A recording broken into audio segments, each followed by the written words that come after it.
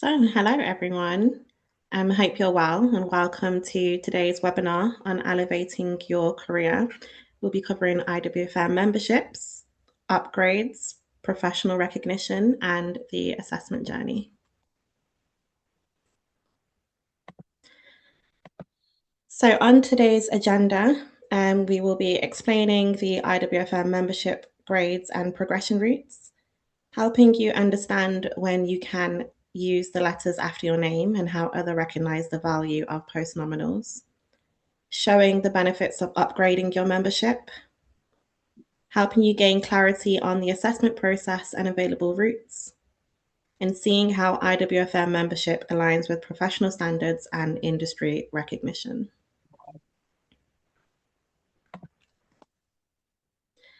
So today's webinar, oops, went forward a bit too quick.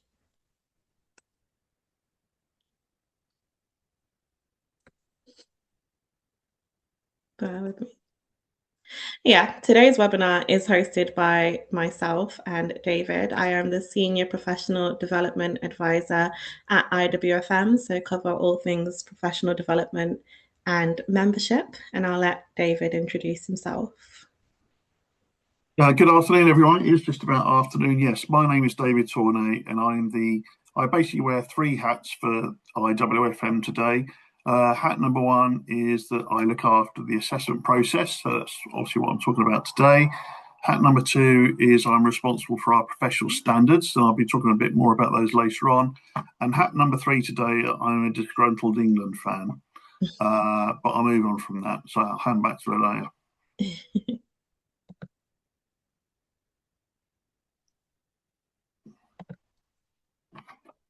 Oh, thanks, David. Yeah, I just wanted to start off by recapping who IWFM are and what we stand for. So we are a worldwide community. So IWFM is a global professional community that supports and recognizes facilities and work professionals at every stage of their career. And we work alongside major organizations worldwide to drive progress and meaningful change across the industry. We are also standard setters. So IWFM's professional standards define the FM competencies at every level and guide qualifications, training, membership, CPD. We also are the industry's Ofqual approved awarding organization. We are thought leaders. So we produce research and guide the insight that strengthens the FM profession, shapes policy and legislation, and helps organizations stay ahead. And we are business enablers. So we help organizations understand their FM maturity, build their FM strategy, and boost their capabilities and competence to deliver consistently across their operations and deliver tangible business value. So if we just move on to the member grades, and I'll just run through the different member grades that we do have here at IWFM. So our membership grades provide a structured pathway that recognizes professional competence at every stage of your career in workplace and facilities management. So at the start, we have affiliate grade, which is a grade ideal for individuals who are maybe new to FM or workplace or exploring it for the first time. It offers access to our resources, to our learning, and a community that helps build foundational understanding. We have the associate grade, which recognizes professionals who have begun to develop core FM knowledge and practical experience. It's often the first step into professional recognition, and it shows commitment to learning and growth. We have our member status, which is awarded to practitioners who demonstrate solid operational competence. And these individuals are delivering FM services, managing teams and functions, and applying professional standards in their day-to-day work. So the member grade signals capability, credibility, and professional maturity. We do have our certified member, which is a step up from the member grade. And this grade recognizes professionals who can demonstrate advanced competence, strategic thinking, and measurable impact. So our certified members are often leading functions, influencing organizational outcomes, and shaping FM delivery at a higher level. And then finally, we have our fellowship grade, which is the highest level of professional recognition with IWFM. So our fellows are our leaders, our innovators, and contribute to the wider profession. And they've made a significant impact, whether that be through leadership or through shaping the industry itself. But together, these grades create a clear, credible pathway for professional progression, recognizing skills, experience, and contribute to FM and workplace at every stage.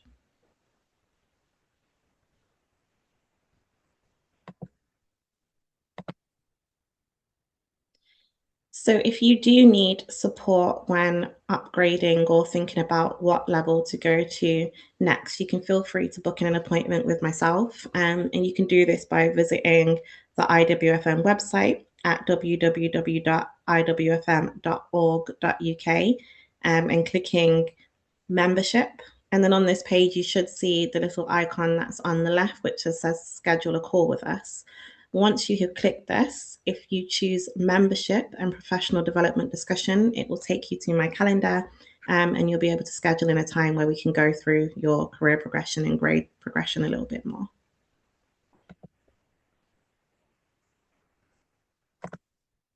So now moving on to post nominals. So all of our grades except Ophelia are the professional grades and allow you to use postnominals. And postnominals are the letters after your name, so the MIWFM, for example. And they're a great benefit as they provide professional recognition and credibility used to demonstrate your professional understanding and used by many FM practitioners. They allow for career advancement opportunities, but they also build trust with employers and clients, as well as giving a competitive edge to the job market. And as part of membership, you get access to our membership benefits, which include professional recognition, so the post nominals that we just spoke about, our networking and events and communities, so connecting with like minded FM and workplace professionals, CPD tools, enabling you to track your CPD all in one place, industry insights, research, and publications, including a subscription to Facilitate magazine where you can keep up to date with industry findings and news. You do get a discount on our short courses, access to our mentoring program, which allows you to either become a mentor or a mentee, and opportunities to volunteer and support the wider profession. And all of these benefits help you grow, connect, and contribute meaningfully to FM.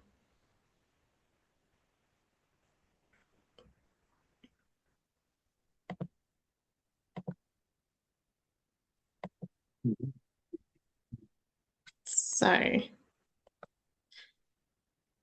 we're skipping ahead a bit too much on these slides.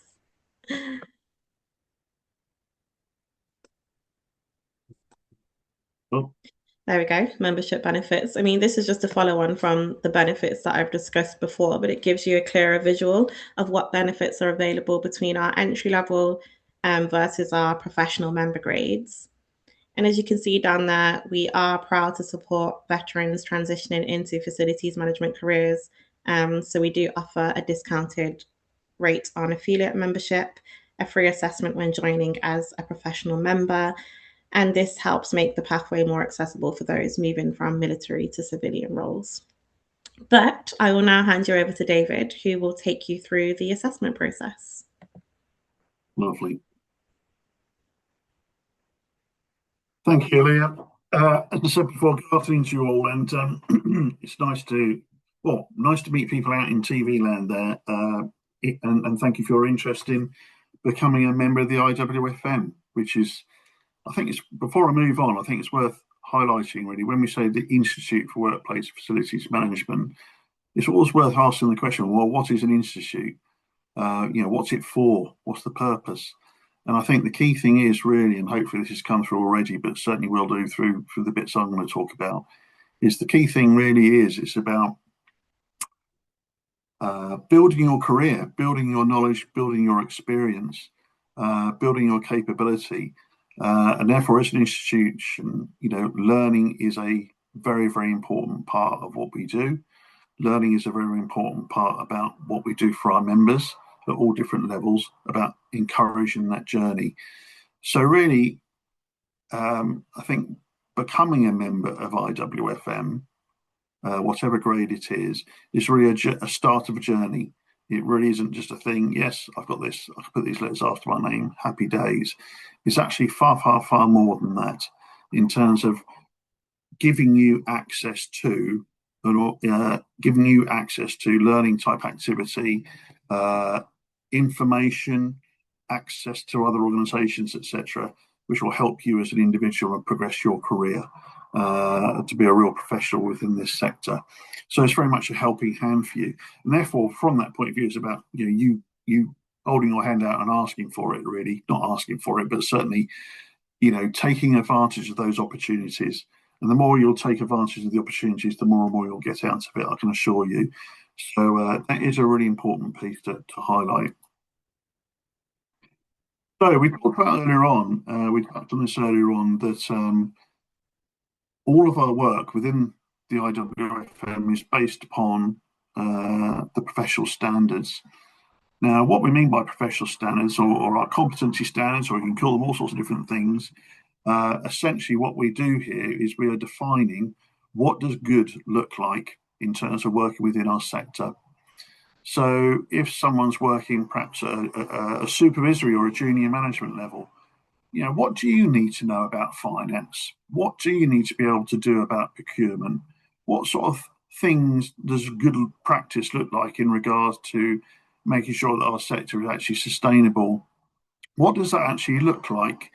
Because, of course, if we want to do some sort of learning activity, we can only learn something if we know what the benchmark is. And therefore, our job is really to define what those benchmarks actually are. It's basically our magic ruler for people's capability within the sector. So the professional standards are really important, and we upgrade them on a regular basis. And that, as I mentioned earlier on before, this is one of my roles within IWFM. And the way we do that, I can assure you, it's not me sitting down with a piece of paper and making it up. Could do it that way. It'd be very easy to do it that way, and I could have a very nice, quiet life. But actually, what we do is I go out and I engage with our special interest groups, which are some of our committees of individuals who are interested in particular areas. So we've got a technology SIG group, we've got a sustainability SIG group, we've got a women in FM SIG group who are really good actually. They're brilliant with the recent project I've just been doing. And also covering other areas. So that's one of those areas where you can, as I said before, you can reach out and get involved with those groups, and you'll be very welcome to do so. So yeah, they're the people who actually define the standards. In other words, it's people from the industry say, well, this is what good practice looks like. It's not me, I'm just a facilitator for that. But it's very much the members themselves.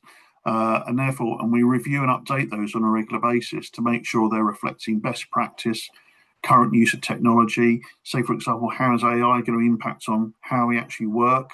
How's it going to impact on the nature of job roles that people actually have? And therefore, ultimately, how's that going to impact on what you need to know and what you need to be doing in the near future? Okay, so the professional standards are actually very, very important, and they also provide the basis, and this is why I'm talking about this, they provide the basis for our membership application process. So you'll get to know, if you go through the application processes with us, you'll get familiar with the professional standards. It's quite straightforward to navigate around, and obviously we'll always help you with that. It's not an issue. But very much so, they are very important points. When we talk about professional standards, you'll know what we're talking about. And conveniently on this slide, we've got the QR code there for our professional standards handbook, which is currently online. And in fact, I'm in the process on my desk at the moment of rewriting the new one. We've got a new one that'll be coming out slightly later this year, which is updated to reflect those trends and that current development. This is a slide that Aaliyah showed earlier on and really shows our different membership levels. And what I want to do here more than anything is focus on the green one, the orange one, and the purple one. So these three levels require an application process to be followed, which is basically pretty well the same across all three, the way it actually works. I strongly advise you that the offer that Leah made earlier on is followed up in terms of it's always a good idea rather than just guessing, have a chat with one of the team, Leah and her colleagues, and they'll help guide you in terms of what might be the most suitable level of a membership for you based on your career to date and perhaps qualifications you may or may not hold. Okay, so have a chat with them and they'll point you in the right direction. Move on. And then this very complicated slide is actually not that complicated. Essentially, we have different criteria at different levels, and these sort of what we call route A or route B. We're trying to provide options for people there. So, associate, we'd like to see that you've got at least 2 years' experience working in the sector. And also, or you might have a level 2 qualification. Perhaps you've come from college or you come from another industry. I know the interesting thing about the FM sector is that we're a collection of industries in many ways, where people come from all sorts of different backgrounds to come into the sector. For example, my background is very much in hospitality, and I worked in FM as a training manager many years ago, and all my colleagues were mainly ex-hospitality, because we're used to dealing with people frontline. So yeah, you might have come from a hospitality background, working now within an FM type environment, and therefore you might have a level 2 qualification that might be relevant to that sort of background. It could be something in IT, hospitality, it could be about all sorts of different things, building, engineering, all sorts of different things. You'll know what I mean. Our member level is more for sort of, I'd say more for sort of managerial individuals, perhaps junior supervisory moving on to managerial. So perhaps you'll be running a team, managing people. You might have some budgetary responsibility in some form or other.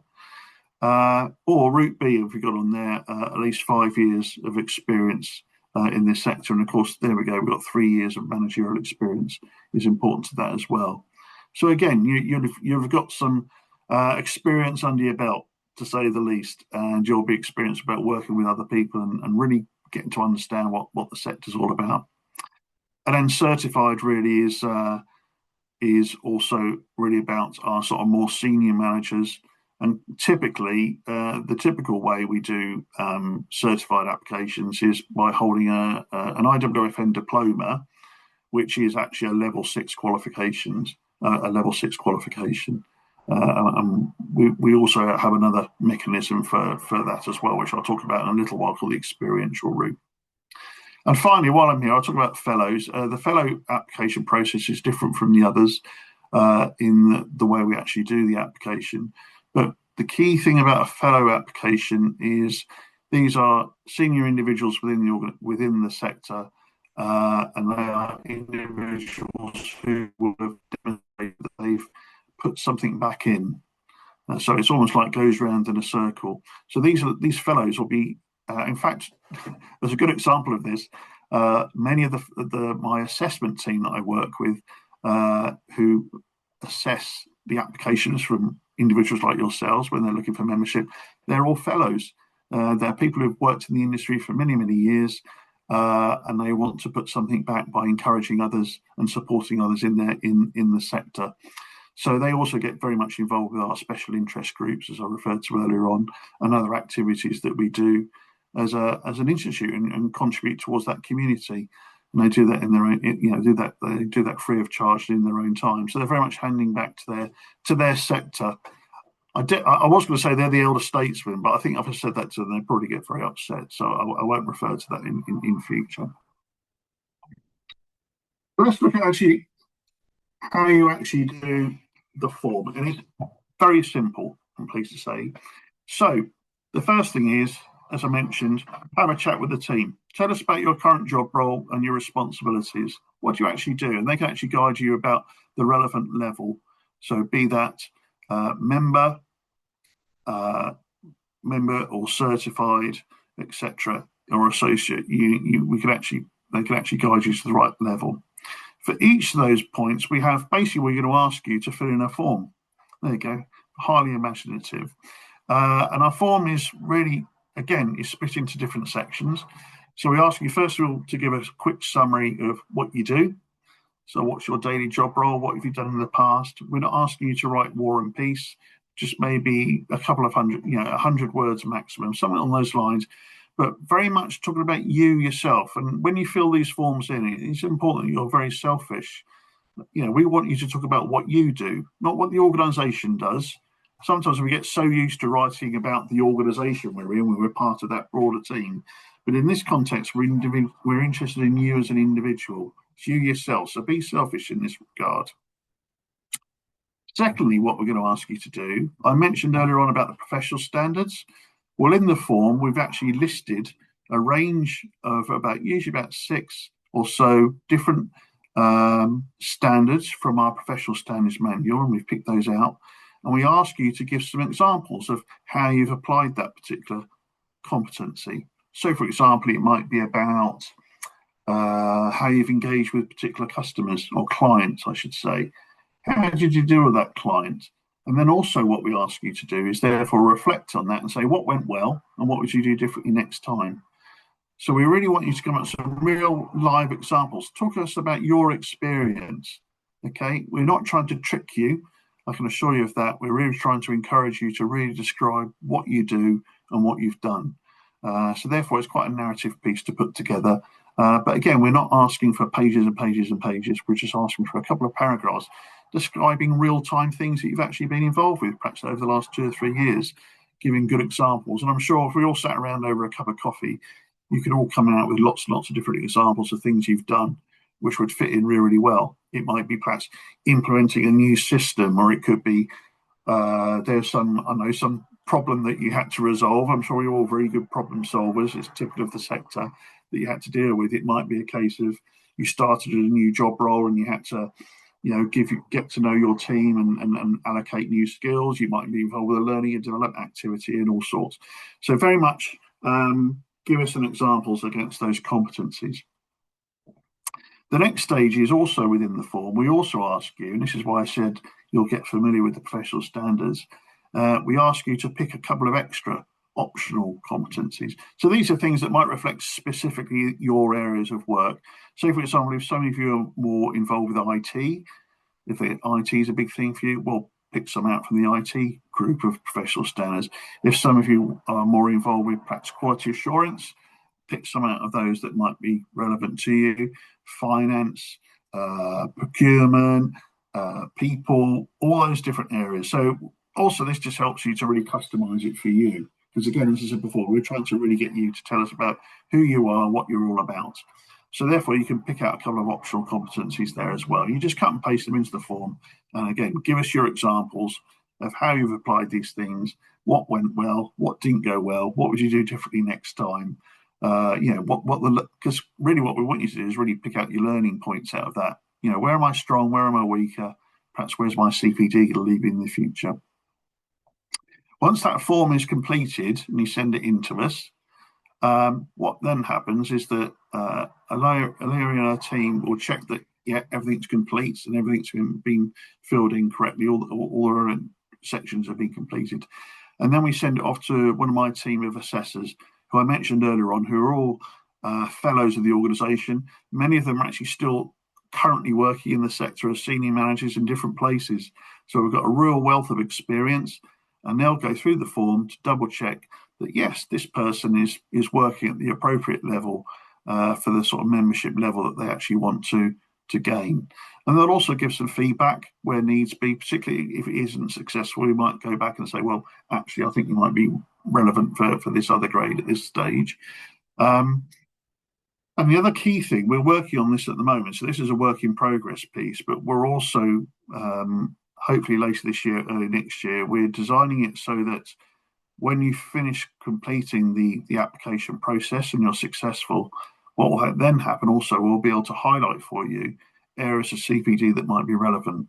Because obviously, in many ways, by doing the application form, you're doing like a self-assessment skills analysis. And therefore, we want to use that information to say, well, actually, this is an area you might want to explore further, and this is relevant to you. And here's the relevant professional standards that also help to describe that for you. So again, this is this piece about becoming a member of IWFM isn't just about having letters after your name and ticking a box. It's actually about starting this journey about developing your skills and knowledge and capability. Because to be honest, we all want to rise up the scale so we can have a more successful career, don't we? We're all in that same boat, and therefore this is what this is all about. But it's important to also recognise this is not an exam, okay? I don't want you sitting down and feeling, oh crikey, I've got to fill this form and what have we got to do? I don't know what to do. It's really, really scary. It's not. It really, really isn't. It's very much about you being bold, shouting about what you do. So for once, be selfish, okay? I'm allowing that to happen. Don't quote me on that though. Okay. Just one final piece I want to refer to as well is this is at the certified level, which is obviously one of our more senior levels. And this is a process we implement on the whole for sort of larger organisations who tend to want to apply or support a whole range of staff members applying at any one time. So we're doing lots of work with the civil service, for example, at the moment, and then assisting them to become members at certified levels. They're all those individuals are senior managers. So what we do in this area is certified level typically requires that the individual holds a level 6 qualification, as I mentioned earlier on, perhaps a degree that might be relevant to our sector. But also, going back to something else I said earlier on, is we know that we're an industry of industries. People come into FM from all sorts of different backgrounds. So actually, people holding level 6 FM orientated qualifications can in some ways be quite unusual. Therefore, it could, therefore, flip it from another point of view, it's a bit of a barrier to people. We don't want that. So therefore, what we've done instead for this, what we call the experiential route, is making a process similar to the others, whereby we're asking individuals to complete like a portfolio, similar to the other application processes linked into professional standards, giving us examples of what they've done. But also what we do is we ask them to take part in what we call a professional discussion. If anyone's done an apprenticeship out there recently, you might know a bit about professional discussions. But basically, this is where you'll sit down and actually have a chat online with one of our assessors, so one of the fellows I mentioned earlier on. And they'll ask you lots of questions. It's not like standing in a firing squad, I can assure you of that. It's very much they're there to pull out and ask and share and find out from you really about, really pull out from you, what do you know, what have you done, what you're all about. But it's not a horrible process, I'm sure. They're all really nice people, all the assessors. We know fully well that people who've gone through the experiential route, they all go through the professional discussion and they always tend to come out with a smile, which is really, really nice. So the feedback is actually that they actually enjoyed the process. So that's another sort of route that we actually have for the certified level, which is a bit different.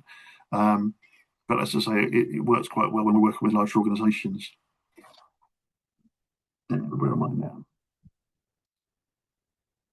So we're going to move on to, I'm heading back in a minute to talk about the next steps already. But as I said before, the membership application process, it's not there to trip you up. It is straightforward. It's a simple form to fill in where you can type some narrative about who you are, what you're about, give me some examples of what you've done in the workplace. So give yourself the time to reflect on that. I don't know about you, but I've got loads of stories of different places I've worked in over the years and crazy things we've done and different situations that we've ended up in, either good or bad, because we made a mistake and we think, oh, wish I hadn't done it that way. I'd do it again differently in the future. But yeah, it's important that you reflect on that because we all learn from these examples. And also, as I mentioned, and I'll stop rabbiting on, we really do want to make this a starting point for your learning journey. So look at that application as like a self-assessment of your skills and use it as a basis to help think, yeah, I need to develop my skills further here. I could be better, or is it an area that I'm weak on? Or perhaps then that leads into doing some more CPD with us in the future. But anyway, I'm going to hand back now to Leah, who can then go back to our next steps. Thank you. Thank you, David. Yeah, so if you are looking to upgrade, we've got the QR code here. It does take you to a short form, which you can just fill in what kind of what grading you're looking to upgrade to. And I think it allows you to upload your CV, and then that gets sent to our engagement team, who will reach out to you to start that process. And as mentioned before, and as it says on the screen, you do not need to know what grade is right for you at the moment. If you do think that you want to upgrade, maybe you've been sitting at a certain grade for a long time and you've progressed in your career since then and you think it's time for an upgrade, you can book in a call or email one of the team at engagement, and we'll support you on finding out what's the right grade for yourself.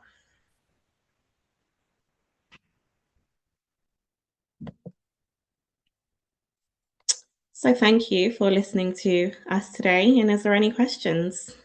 If there are, if you just drop them in the Q&A, and then we'll be able to get back. I can see there is one question in there. Just on fellowship, David, you're probably best to answer this one. Just saying, do you have any maybe application tips for those that think that the fellow application can be a bit daunting? Oh, okay. Yes. Really important with any fellow application is it's really the most important part, and it probably counts for about, I'd suggest about 50 to 70% of the application criteria is really about what you're putting back into the sector.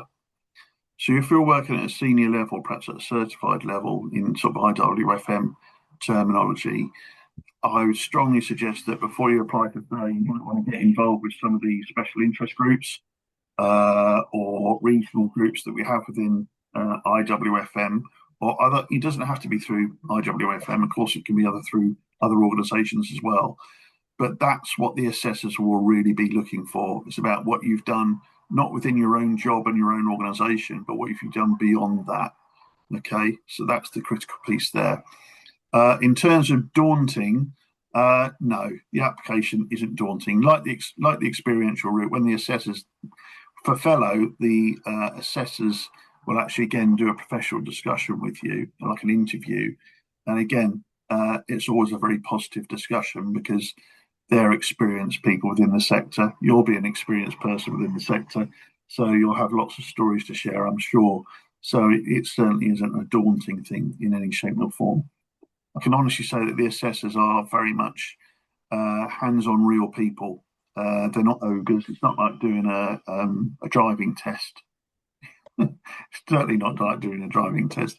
So yeah, you should never be worried about any level of assessment in any way. But yeah, stop me rambling on. The fellow piece is really important in regard to it's your experience in the sector and what you're giving back. So really have a look at that.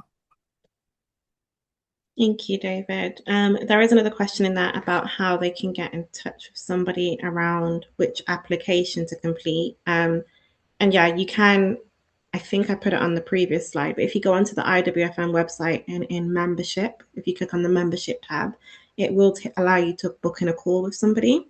And if you just book in a membership call on there, we can discuss that with you. Alternatively, you can see the engagement email on the screen right now. If you just email engagement and just explain you're looking to upgrade, but you're not sure which application or which grade to go to, somebody will get back to you and schedule in that call with yourselves. And currently on operational level 5 apprenticeship, what would you recommend? Again, we probably need a deeper discussion around other factors. So if you want to drop a message to the engagement team, or just book in a call and then we can go through that. That's not a problem. Well, I was just going to say, great to hear someone doing an apprenticeship. I'm a big fan.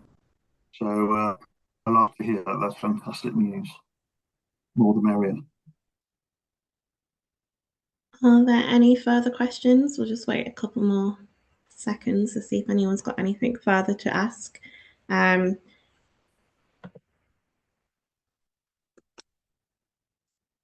But yeah, as you can see, there's loads of different ways to get in touch with us on the screen. Any application queries, do email the engagement team and we'll be happy to support on that. Also, I understand that this webinar is going to go up on YouTube as well later, isn't it? That's a scary thought for me.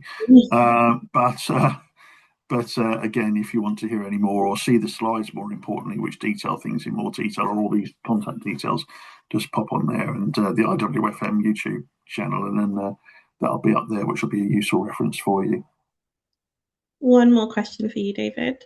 When you complete an IWFM qualification, does it automatically indicate a level? Yes, it will. It'll tell you what level they are, because again, we mentioned earlier on, it's quite an important point actually. All the qualifications we offer through, or most of the qualifications we offer through IWFM are Ofqual regulated. Now, Ofqual, if you've never come across Ofqual, Ofqual, the Office of the Qualifications Regulator, slips off the tongue, doesn't it? Basically, it's a government agency, a government body, which ensures that all qualifications offered by uh, sort of member organisations, if you like, make sure that their qualifications are properly regulated and are bona fide. In other words, you don't just send us a tenner, we send you a certificate. Maybe not a good idea, but actually that our assessment processes are under scrutiny. The design process of those qualifications is under scrutiny in terms of making sure they're relevant. And also, and this just really answers the question, also those qualifications are actually designed in accordance with particular level descriptors. So the level 5, level 6, level 4, etc. Likewise, same with the apprenticeship, follows the same sort of level descriptors. So yes, there will be a level descriptor with the qualification that you're following. We And also you use can, the same level, actually. Sorry, the same sort of levels through the professional standards as well. yeah, I was just Sorry. going to add, you can find the levels on the website. It does match the levels against the member grades on there. So there's a little visual aid to help with that as well. Yeah. All right, I think that's all the questions. Thank you for your time today, everybody.